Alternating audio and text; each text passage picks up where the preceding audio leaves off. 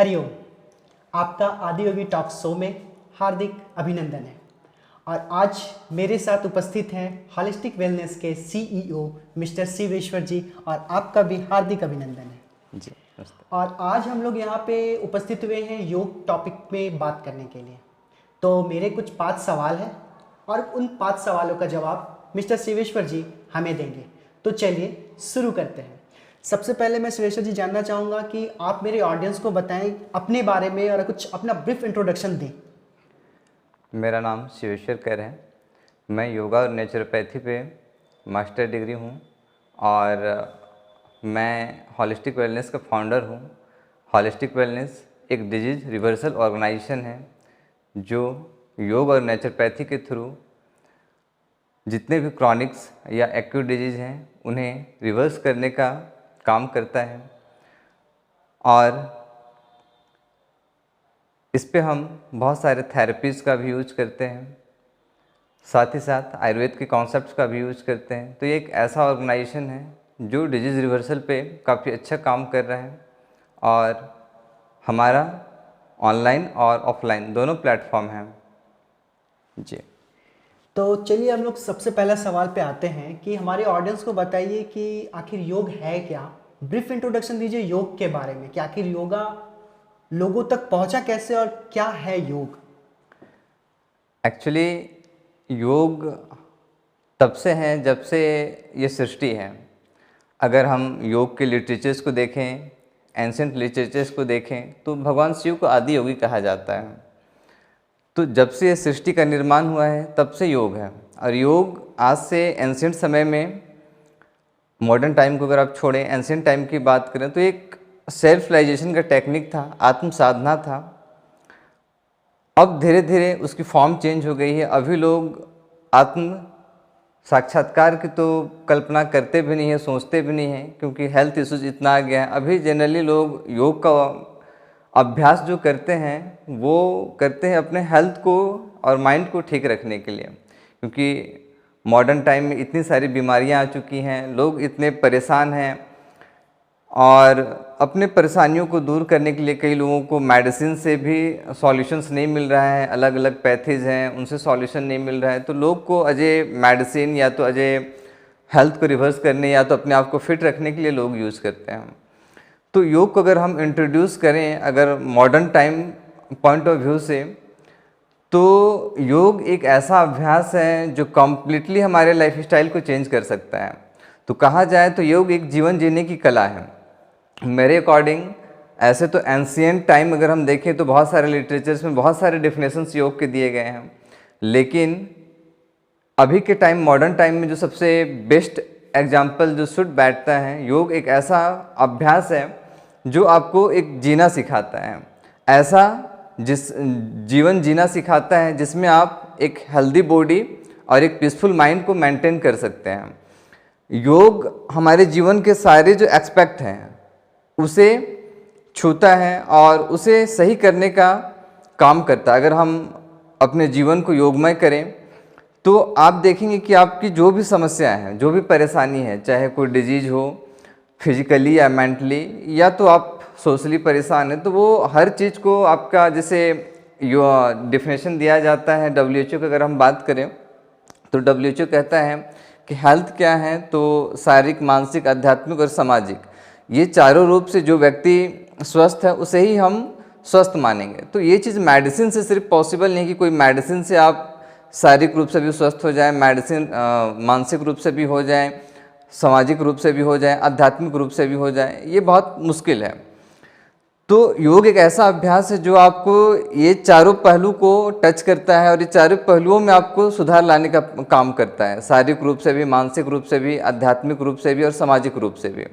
अगर आप योग का अभ्यास करते हैं, अपने जीवन को योगमय बनाते हैं, तो आप कंप्लीट हेल्थ को अचीव कर सकते हैं, एक पीसफुल माइंड को आप मेंटेन कर सकते हैं। और अब जब एक हेल्दी इंसान बन के रहेंगे, एक पीसफुल इंसान बन के रहेंगे, तो कहीं ना कहीं आपको समाज में भी आप एक अच्छा योगदान देंगे। बीमार व्यक्ति कभी भी सोशली बहुत एक्टिव नहीं हो सकता है या तो बहुत अच्छा नहीं कर सकता है, और कहीं ना कहीं इकोनॉमी भी हमारा डिस्टर्ब होता है, डाउन जाता है, क्योंकि हेल्थ का बजट अभी देखें तो बहुत ज़्यादा है। इवन किसी भी फैमिलीज़ में आप देखेंगे तो सबसे ज़्यादा बजट जो जाता है वो मैक्सिमम लोगों का हेल्थ में जाता है। तो अगर योग को आप देखें तो एक जीरो बजट कह सकते हैं, या तो बहुत कम इसमें खर्च होता है और आप अपने हेल्थ को मेंटेन कर सकते हैं। अगर हेल्थ आपका अच्छा रहेगा तो जो पैसे आप खर्च कर रहे हैं ट्रीटमेंट में, वो पैसे भी बचेंगे, तो कहीं ना कहीं आपका वेल्थ भी मेंटेन होगा और आप शारीरिक, मानसिक, आध्यात्मिक और सामाजिक रूप से चारों तरीके से आप स्वस्थ रह पाएंगे और पूर्णतः स्वस्थ रह पाएंगे, जो कि किसी अदर पैथी से, मेडिसिन से पॉसिबल नहीं है। तो इसीलिए योग, अगर मैं modern time point of view से बोलूँ तो एक ऐसा अभ्यास है जो हमारे पूरे जीवन को बदल सकता है, हमारे पूरे पर्सनालिटीज़ को बदल सकता है। ये हमें एक ऐसा जीवन देता है जिसकी शायद हमें अभी नीड है। तो मेरे अकॉर्डिंग योग का जो बेस्ट डिफिनेशन रहेगा वो तो यही रहेगा कि योग एक जीवन जीने की कला है। जैसा कि आपने बताया योग जीवन जीने की कला है, और आपने बताते हुए मैं एक टॉपिक किया कि बहुत कम खर्च में योगा हमें ठीक कर देता है। लेकिन मेरा एक कन्फ्यूजन और एक सवाल है कि जैसा कि हम लोग हर तरफ देख रहे हैं, जितने भी योगा क्लासेस हैं या जितने भी टीचर्स हैं, हमने ऐसा नोटिस किया है कि मिडिल क्लास के लोग योगा एडप्ट कर ही नहीं पाते हैं, या उन तक पहुंचा ही नहीं है, या वो सोच ही नहीं पाते हैं कि मैं ये चीज़ योग से ठीक कर पाऊंगा। मुझे लगता है कि योगा कहीं ना कहीं एक हायर फैमिली के लिए है या मिडिल क्लास फैमिली के लिए भी है। योग तो सबके लिए है। योग का किसी फैमिली से रिलेशन नहीं है। मिडिल फैमिली को आपने जैसे बोला और हाई फैमिली की आपने बात की, तो सिर्फ मिडिल और हाई नहीं बल्कि लोअर फैमिलीज़ के लिए भी है। योग तो सबके लिए है, कोई भी योग का अभ्यास कर सकता है। अब जहाँ पे बिजनेस आ जाता है, जहाँ पे पैसे आ जाते हैं, वहाँ पे ये डिवीज़न और सब डिवीज़न होने लगता है। होता क्या है कि जैसे आप सोसाइटीज़ में देख रहे हैं, चूँकि एक बिजनेस है तो बिजनेस को वहाँ पे पहुँचाया जाता है जहाँ से आप पैसे जनरेट कर सकते हैं। तो पैसे कहाँ से जनरेट होते हैं? ऑब्वियस बात है, हायर फैमिली से पैसे जनरेट होते हैं। तो कोई भी एक व्यक्ति जो पैसा कमाना चाहता है वो अपने योग के थ्रू तो योग को कहाँ पहुँचाएगा? वो हायर फैमिलीज़ में पहुँचाएगा। इस कारण से वो हायर फैमिलीज़ में आपको ज़्यादा नज़र आ रहे हैं। मार्केट्स में वैसे जगह ज़्यादा नज़र आते हैं जहाँ पे रिच फैमिलीज़ हैं, क्योंकि वहाँ से इकोनॉमी जनरेट होती है। वही जगह जो रूरल्स में लोग हैं तो वहाँ तक ऐसे टीचर्स या ऐसे ऑर्गेनाइजेशन जहाँ वहाँ पैसे जनरेट नहीं हो पाते, इसलिए पहुँचना नहीं चाहते, वहाँ तक पहुँचाना नहीं चाहते। लेकिन अगर कोई खुद चाहता है योग में पहुँचना तो फिर फैमिलीज़ का कोई मायने नहीं रखता कि आप किस फैमिली से हैं, आपके पास पैसा है या नहीं है, आप अमीर हैं या गरीब हैं, या अपर फैमिली से हैं या मिडिल हैं या लोअर हैं, ये सब मायने नहीं रखता। अगर आपको ऑब्वियस बात है कि अगर आप चाह रहे हैं, दिल से चाह रहे हैं कि मुझे योग का अभ्यास करना है, तो आप बिल्कुल कर सकते हैं। आपको कहा जाता है कि आप जो चाहते हैं कहीं ना कहीं पूरी सृष्टि जो है आपका वो चीज़ को अचीव करने में हेल्प करता है। तो आपको कोई ना कोई राह, बहुत सारे ऐसे माध्यम हैं जो मिल जाएंगे और आप योग का अभ्यास कर सकते हैं। इवन अभी तो गांव में भी आप जाएंगे तो ऐसी सुविधाएं अवेलेबल हैं, कम हैं लेकिन ज़रूर अवेलेबल हैं। गवर्नमेंट्स भी बहुत काम कर रही है, कुछ प्राइवेट ऑर्गेनाइजेशंस भी काम कर रही है और गाँव तक पहुँचने का प्रयास किया गया है। हाँ, ये ज़रूर है कि अर्बन में रिच फैमिलीज़ में ज़्यादा है, पुअर्स में कम है, लेकिन प्रैक्टिस पॉइंट ऑफ व्यू से देखा जाए तो ये बस एक बिजनेस का पार्ट है। बाकी और ऐसी कोई बात नहीं है कि हम रिच फैमिलीज़ में ही सिर्फ योग रह सकता है या फैल सकता है या तो पुअर नहीं कर सकता है, ऐसा इसमें ये है ही नहीं। इसको किसी भी फैमिली से कोई मतलब नहीं है। मैं चाहूँगा एक मतलब शॉर्ट पॉइंट में आप बताएं कि जो हमारे ऑडियंस है, जो किसी योगा इंस्ट्रक्टर के नज़र में नहीं कर रहे, उनके लिए एक यौगिक रूटीन क्या होगा कि वो बिना इंस्ट्रक्टर या बिना बहुत सारे हैं तो बिना उनके भी वो कर सके और एक यौगिक रूटीन को फॉलो करें। क्योंकि मुझे लगता है कि अगर यौगिक रूटीन भी अगर हम लोग फॉलो करते हैं तो बहुत सारे बीमारी से बच सकते हैं। तो आपके अकॉर्डिंग यौगिक रूटीन कैसा होना चाहिए, थोड़ा ब्रीफली बताइए। जैसे आपने कहा कि योगा इंस्ट्रक्टर के प्रेजेंस में अगर कोई योग का प्रैक्टिस नहीं कर रहे हैं तो उनके लिए क्या यौगिक रूटीन्स होना चाहिए। और मैंने जो देखा है, जो लोग योगा टीचर्स के या इंस्ट्रक्टर के प्रेजेंस में भी योग का अभ्यास कर रहे हैं उनकी रूटीन भी यौगिक नहीं है।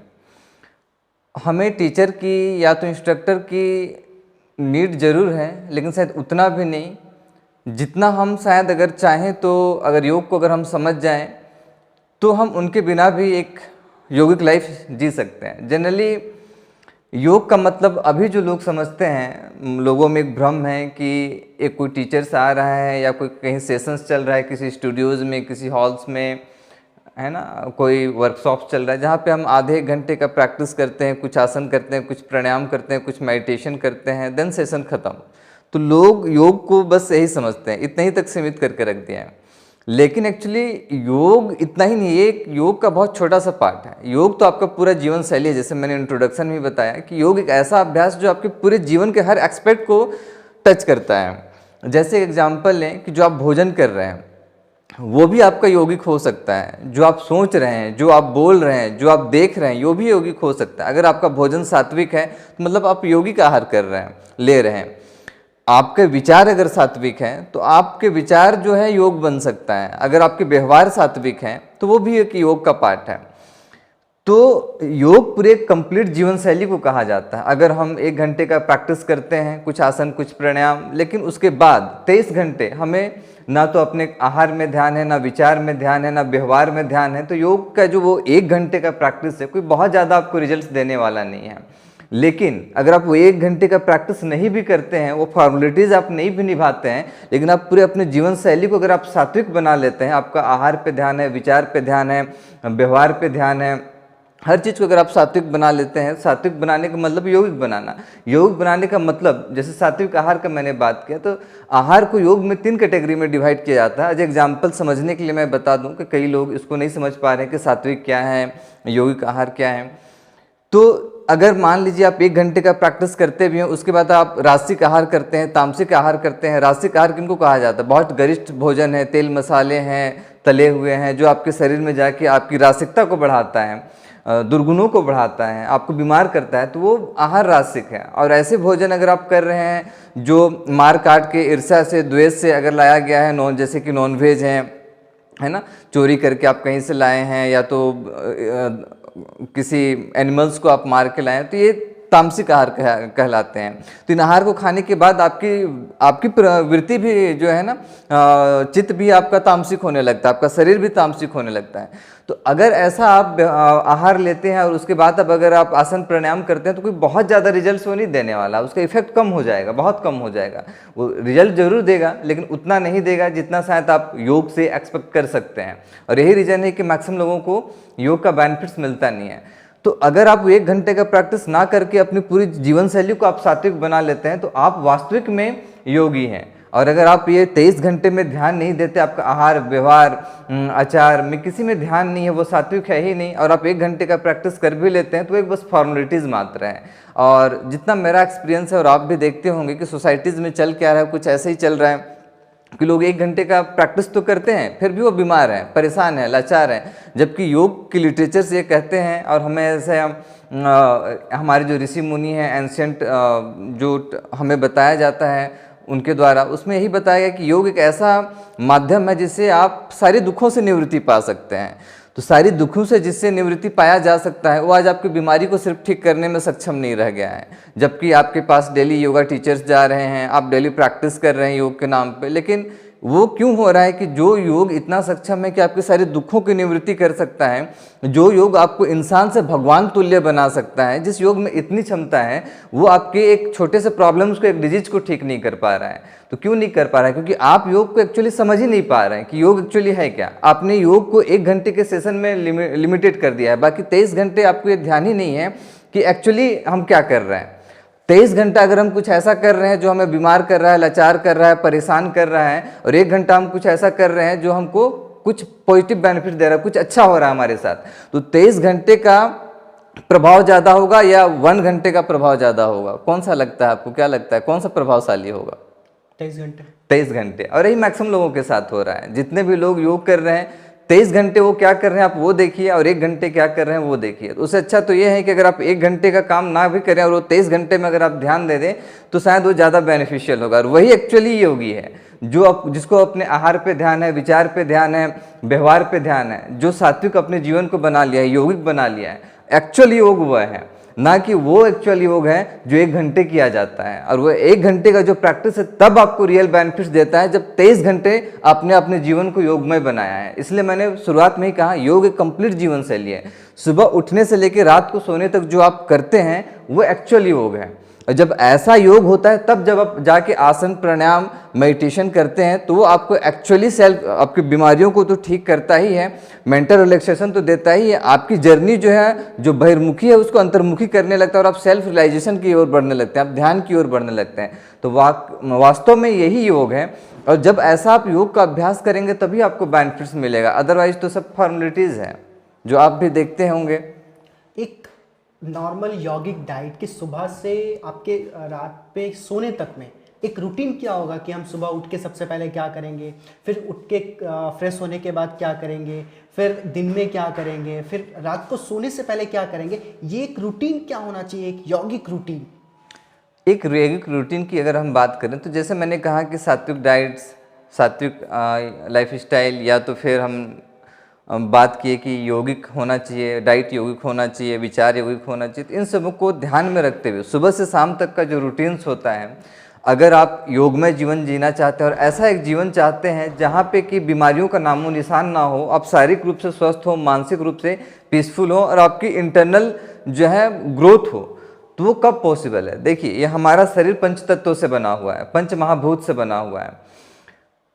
अब ये पंच महाभूत से बना हुआ है तो हमें इस पंच महाभूत को देखते हुए अपनी जीवन शैली को भी बनाना पड़ेगा, तब जाके वो यौगिक होगा।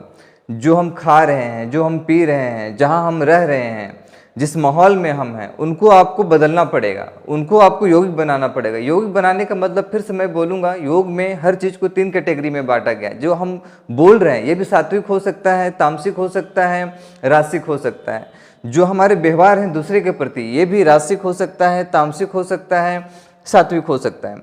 तो सुबह से शाम तक हम एक ऐसा अगर रूटीन सेट कर लेते हैं जिसमें हर चीज़ सात्विक है, तो कहीं ना कहीं हम देखेंगे कि हम ना तो कभी बीमार पड़ेंगे, ना तो कभी हम मानसिक परेशानी होगी, और हम एक योग जीवन शैली को जी पाएंगे। तो एक रूटीन्स की अगर हम बात करें तो योग में कहा जाता है कि सुबह सूर्योदय से पहले उठ जाना चाहिए, ब्रह्म मुहूर्त के समय। उठने के बाद कुछ हमारे नित्य कर्म होते हैं, शौच, शरीर को स्वच्छ करना, ये हमारा एक पार्ट ऑफ द हैबिट्स होना चाहिए प्रतिदिन का, क्योंकि सुबह का समय जो होता है टॉक्सिन्स को बाहर निकालने का होता है। तो इसी समय जनरली हमें अपने शरीर को स्वच्छ करने का अभ्यास करना चाहिए। योग में भी बहुत सारे अभ्यास और नित्य हम अपने प्रैक्टिस में भी बहुत सारे अभ्यास करते हैं। तो शरीर को स्वच्छ करने के बाद सुबह का जो समय होता है काफ़ी अच्छा समय होता है, जिसमें हम आसन प्राणायाम, मुद्रा बंद, मेडिटेशन, ध्यान, इन सब का अभ्यास कर सकते हैं, जप का अभ्यास कर सकते हैं।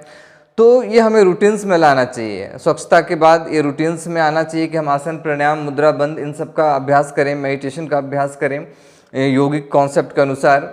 देन फिर हम अपना ब्रेकफास्ट वगैरह लें। ब्रेकफास्ट में जनरली हमें ऐसा कोशिश करना चाहिए कि हम लिविंग फूड्स लें। अगर हम योग के लिटरेचर्स को देखेंगे तो उसमें ऐसे फूड्स लेने के लिए कहा गया है जिसमें प्राणिक ऊर्जा ज़्यादा हो। तो जो लिविंग फूड्स होता है उसमें प्राणिक ऊर्जा ज़्यादा होता है। अभी के समय में क्या है, लोग आहार को भी मार के खा रहे हैं, पानी को भी मार के पी रहे हैं, जैसे कि डेड फूड खा रहे हैं हम। जैसे सपोज दैट सुबह सुबह हमने बिस्किट और चाय पी लिया, तो बिस्किट और चाय क्या है, एक डेड फूड है जो आपको उस समय के लिए पेट तो भर देगा, सेटिस्फेक्शन तो दे देगा, टेस्ट तो दे देगा, लेकिन कहीं ना कहीं आपके हेल्थ को वो डैमेज करेगा। क्यों डैमेज करेगा कि उसमें अगर आप देखेंगे तो खुद मरा हुआ है, वो जीवित नहीं है।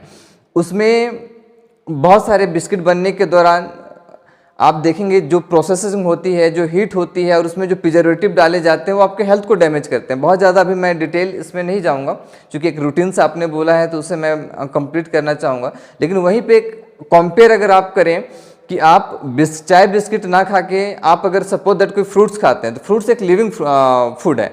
जैसे अगर आप कोई फ्रूट्स को देखें तो फ्रूट्स में एक लाइफ होता है, उसको अगर आप रखेंगे तो उसमें देखेंगे कि डिग्रेडेशन होगा। अगर थोड़ा वो कच्चा है तो पक जाएगा, है ना, कि वो अभी भी जिंदा है, उसमें लाइफ है। उसमें अगर आप उसको काट के उसका अगर जूस निकालेंगे ना, और उसमें अगर आप माइक्रोस्कोप से देखेंगे तो बहुत छोटे छोटे जीव आपको नजर आएंगे, जैसे हमारे स्पर्म में होता है ना, स्पर्म में एक छोटे छोटे जीव का कॉम्बिनेशन है। तो वैसे ही फ्रूट्स के जूस में आप देखेंगे, वेजिटेबल्स के जूस में आप देखेंगे तो बहुत छोटे छोटे जीव होते हैं, उसमें ऑलरेडी लाइफ होता है, तो जो जिसमें लाइफ है उसमें प्राणिक ऊर्जा ज़्यादा होता है।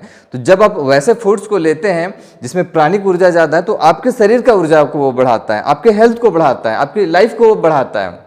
लेकिन ऐसे फूड को आप लेते हैं जहाँ जो कहें आपके जिसमें प्राणिक ऊर्जा ही नहीं है, जो खुद डेड है, तो कहीं ना कहीं वो आपको जल्दी मौत की तरफ ले जाएगा, बीमारियों की तरफ ले जाएगा। इसलिए एक बहुत अच्छा कोटेशन है कि food as a medicine, sorry quotation है कि फूड एज ए मेडिसिन। दूसरा जो कोटेशन है वो फास्ट फूड फास्ट डेथ है ना। तो फूड एज ए मेडिसिन कब काम करता है और फास्ट फूड फास्ट डेथ क्यों कहा गया है, ये आपको समझना पड़ेगा। तो अगर आपने बिस्किट और चाय खाया तो आपने क्या किया, फास्ट फूड खाया, तो फास्ट डेथ तो आपका होना ही है क्योंकि आपने एक डेड फूड खाया है।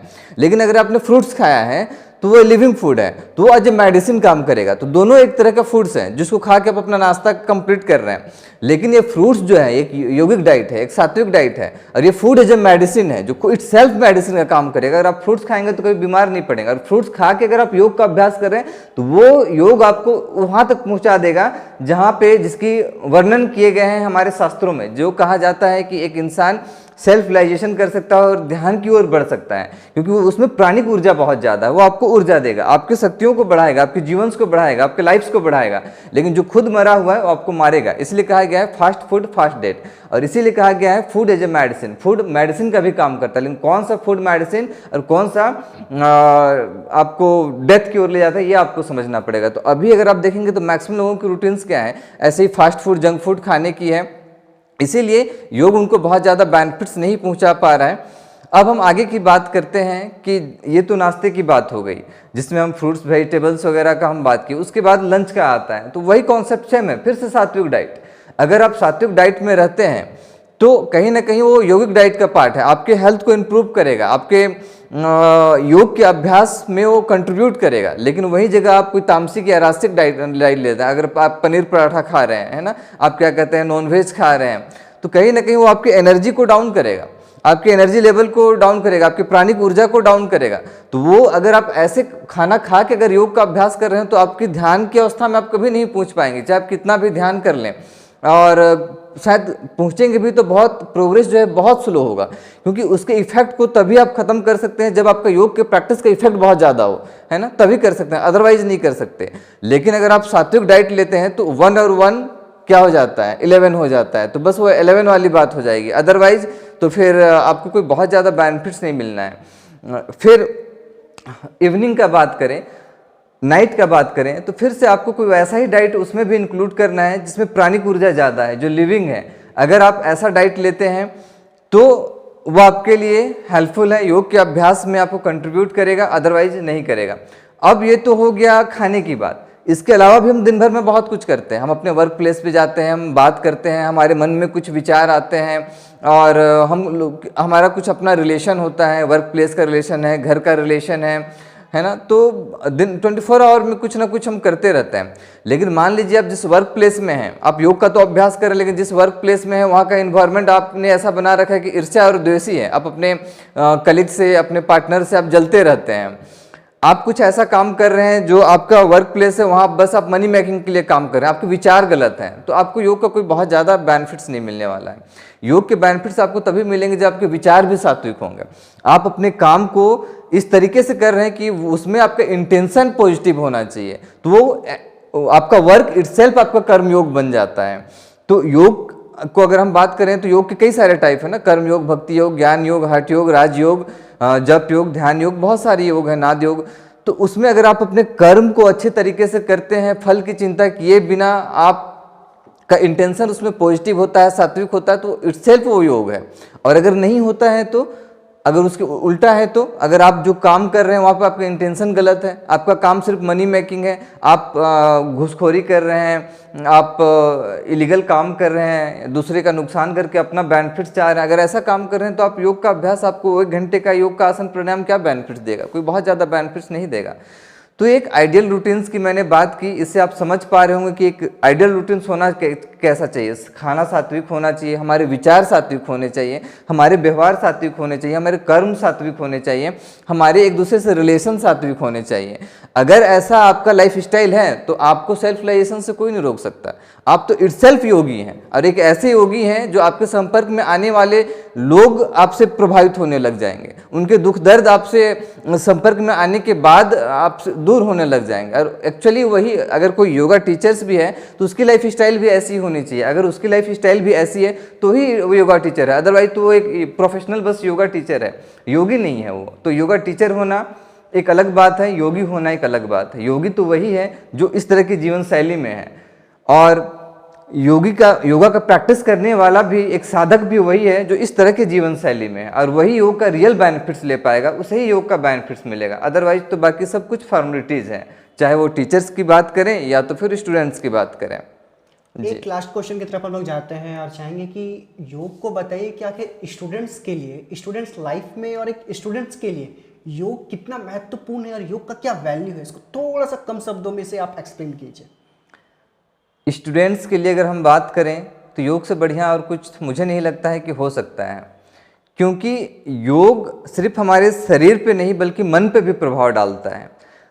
जैसे मैंने अभी कहा कि ध्यान की अवस्था तक पहुंचना, ध्यान क्या है, एक अवेयरनेस, और अवेयरनेस की ज़रूरत एक स्टूडेंट को जितनी होती है मुझे लगता है शायद किसी को नहीं होती। कि पढ़ने के दौरान सबसे ज़्यादा अवेयरनेस की ज़रूरत होती है, और जब हम अवेयर होकर पढ़ते हैं तो ग्रैप्सिंग पावर बढ़ जाता है। तो जितना ज़्यादा हम अवेयर होकर पढ़ेंगे उतना ज़्यादा ग्रैप्स कर पाएंगे, और जितना ज़्यादा ग्रैप्स कर पाएंगे हम उतना ज़्यादा आउटपुट दे पाएंगे, एग्जाम में उतना बेटर लिख पाएंगे। क्योंकि एग्जाम में हम लिखते क्या है, जो हमारे माइंड में होता है, जो हमारे अंदर होता है। तो जब अंदर चीज़ें घुसेंगी ही नहीं, स्टोर ही नहीं होंगी, तो बाहर कैसे आएंगी। तो चीज़ें स्टोर कैसे होती हैं, जब हमारा वो बनता है ना, ट्यूनिंग बनता है। जब हम पढ़ रहे हैं तो ध्यान हमारा अगर सिर्फ पढ़ाई में है तो ही हम अच्छे से उसको ग्रैप्स कर पाएंगे, समझ पाएंगे। तो एक स्टूडेंट जो 99% ले आता है और एक स्टूडेंट 33% भी नहीं ला पाता और फेल हो जाता है, उन दोनों में अंतर क्या होता है। जो 99% ला पाता है वो कहीं ना कहीं उसकी अवेयरनेस लेवल अच्छी है, उसका कंसंट्रेशन पावर अच्छा है, और जो 33% ला के पास भी नहीं कर पाता वो उसकी अवेयरनेस लेवल कम है, उसका इंटरेस्ट नहीं है, उसका अवेयरनेस नहीं है, कंसंट्रेशन नहीं है, तो इसलिए नहीं ला पाता। अब योग का जो अभ्यास है वो आपके अवेयरनेस लेवल को बहुत बढ़ा देता है। योग में ऐसे प्रैक्टिस है, प्राणायाम का प्रैक्टिस है, मेडिटेशन का प्रैक्टिस है, जो अवेयरनेस को बढ़ाने में काफ़ी हेल्प करता है, कंसंट्रेशन को बढ़ाने में काफ़ी हेल्प करता है। प्लस योग में बहुत सारे हम आसन्स का जो अभ्यास करते हैं वो कहीं ना कहीं हमें लंबे समय तक बैठ के पढ़ने के लिए एक दृढ़ क्षमता डेवलप करता है, हमें देता है। तो जब ऐसे अभ्यास को हम करते हैं तो वो बहुत ज़्यादा कंट्रीब्यूट करता है एक स्टूडेंट्स की पर्सनालिटी को डेवलप करने में। उसके जो आध्यात्मिक एबिलिटीज़ होनी चाहिए उसमें, एक अच्छा रिजल्ट करने के लिए, कुछ अच्छा सोचने के लिए, कुछ बेटर करने के लिए, वो डेवलप करने में, उसकी पूरी पर्सनालिटीज़ में निखार लाने में योग एक बहुत बड़ा योगदान प्ले कर सकता है। और जैसे मैंने बताया कि योग में बहुत सारी ऐसे चीज़ें हैं जो आपके पूरे लाइफ स्टाइल को मतलब कवर करता है। तो एक स्टूडेंट्स का लाइफ स्टाइल अगर बहुत बेटर हो जाए तो कहीं ना कहीं फ्यूचर्स में भी बहुत अच्छा वो कर सकता है, समाज के, अपने लिए, अपने समाज के लिए, अपने देश के लिए। तो योग का बहुत बड़ा योगदान है एक स्टूडेंट्स के लिए भी। आज के शो का बातचीत हम लोग यहीं पर ख़त्म करते हैं, और शिवेश्वर जी मैं आपको बहुत ज़्यादा धन्यवाद देता हूँ कि आपने अपना नॉलेज हम लोगों के साथ एक्सप्लेन किया, इसके लिए धन्यवाद। धन्यवाद।